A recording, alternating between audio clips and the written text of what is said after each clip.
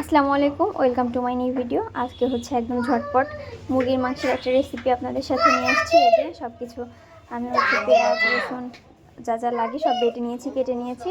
তো এই যে কড়াই গরম হয়ে গেছে। কড়াই গরম হয়ে গেলে এতে হচ্ছে গোটা গরম মশলা এবং পেঁয়াজটা হচ্ছে আমি দিয়ে ভালোভাবে আগে ভেজে নিব, পেঁয়াজের কালার চেঞ্জ হওয়া পর্যন্ত এবং পেঁয়াজটা নরম হওয়া পর্যন্ত। তারপরে হচ্ছে যে বাটা মশলা দিব। আমি এখানে রসুন, আদা, জিরা, গরম মশলা সব কিছুই বেটে নিয়েছি। আজকে হচ্ছে শুকনো মরিচটা বেটে নিয়েছি, কারণ মুরগির মাংসে হচ্ছে মরিচটা বেটে দিলে এত স্বাদ হয়, আমার কাছে খুবই ভালো লাগে। আর হচ্ছে গুঁড়া মশলা দিলে আমার কাছে অতটা ভালো লাগে না, এই জন্য হচ্ছে আমি এই জন্যেই হচ্ছে আমি মরিচটা বেটে নিয়েছি, শুকনো মরিচ। তো এই যে বেটে আমি ভালোভাবে মশলাটা আগে পেঁয়াজ রসুন এবং মরিচটা দিয়ে একটু কষিয়ে নিয়েছি, মশলার মানে রসুনের গন্ধটা যাওয়া, কাঁচা গন্ধটা যাওয়ার জন্য। তো এই যে এবার হচ্ছে আমি ভালোভাবে মশলাটা কষিয়ে নিচ্ছি। কষানোর পরে বাকি এই যে একটা ঘ্রাণ আসে না, যে একদম পেঁয়াজ রসুন বা যে বাটা মশলার এই ঘ্রাণটা আমার খুবই ভালো লাগে।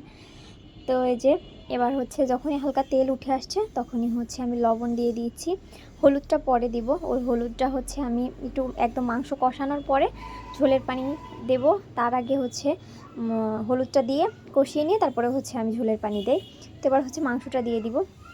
এই যে দেশি মুরগির মাংস, এই জন্যে হচ্ছে আমি এই যে গায়ের পানি থাকবে এটা দিয়ে ঢেকে দিলে পানি হচ্ছে উঠে যাবে, এই যে তলা দিয়ে ওটা দিয়ে আস্তে আস্তে ঢেকে ঢেকে কষাবো। তারপরে একটু পানি দিয়ে কষাবো, পরে হচ্ছে আমি ঝোলের পানি দিব। তো এই যে কিছু হচ্ছে গোটা মানে খোয়া করা হচ্ছে রসুন আর হচ্ছে আলু দিয়ে ঢেকে দিয়েছি।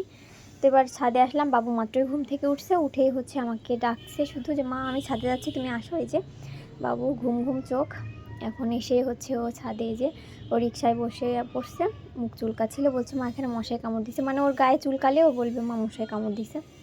তো বাবুর সাথে এখানে হচ্ছে আমি একটু কথা বলছিলাম, ওর সাথে একটু খেলা করছিলাম।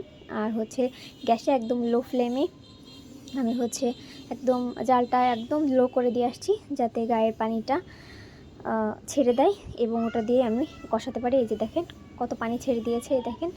আর হচ্ছে এটা দিয়েই হচ্ছে আমি মশলাটা আস্তে আস্তে করে অনেক সময় ধরে মাংসটা কষাই নিব। তারপরে হচ্ছে এই পানিটা শুকায় তেল উঠে আসলে আমি হালকা একটু কষানোর পানি দিব, তারপরে হচ্ছে ঝোলের পানিটা দিব। তো এই যে আমি আর একটু তলা দিয়ে যাতে লেগে না যায়, এই জন্য হচ্ছে আর একটু নাড়াচাড়া দিয়ে আমি আবার ঢেকে দিব। তো এই যে আমি আবার ঢেকে দিব। ঢেকে দিয়ে এবার হচ্ছে আমি আর যে মানে গুঁড়া মশলাটা দিব, আর এই যে হলুদ দিয়ে দিচ্ছি এখনই, কারণ এখন কষানো হয়ে গেছে। এই যে হলুদ দিয়ে তারপরে হচ্ছে ঝোলের পানিটা আমি দিব। তো এই যে আমি পাশাপাশি হচ্ছে যে শুকনা মশলাগুলো দিব, এটা হচ্ছে গুঁড়া করে দিব, এই জন্য আগে ভেজে রাখছি। আর সাথে সাথে ভেজে গুঁড়া করতে গেলে ওটা হচ্ছে নরম থাকে, আগে থেকে রাখলে ওটা হচ্ছে মানে যখনই ঠান্ডা হয়ে যায় তখন এই যে আমি ওটা গুঁড়া করে দিয়ে দিয়েছি। আর ঠান্ডা হয়ে গেলে গুঁড়া করতে ভালো হয়। পাশে ডাল রান্না করছি, ভাজি, তারপরে এখানে বেগুন ভাজি, শাক ভাজি, এখানে ভাত হয়ে গেছে। তো যারা যারা আমার চ্যানেলটিতে নতুন তারা অবশ্যই সাবস্ক্রাইব করবেন আর একটা লাইক দিয়ে আমার পাশে থাকবেন। আজকে হচ্ছে আর এই যে কালকের পায়েস, পায়েসটা খুব মজা হয়েছিল। আপনারা যারা যারা পায়েসের রেসিপি মানে চান তারা অবশ্যই আমাকে কমেন্ট করে জানাবেন, আমি পায়েসের রেসিপিটা দিয়ে দিব। তো বাবু হচ্ছে এখানে গোসল করে এখানে এসে আবার খেলা করছিল। তো আজকে ভিডিওটি এই পর্যন্ত। Thanks for watching. আল্লাহ হাফেজ।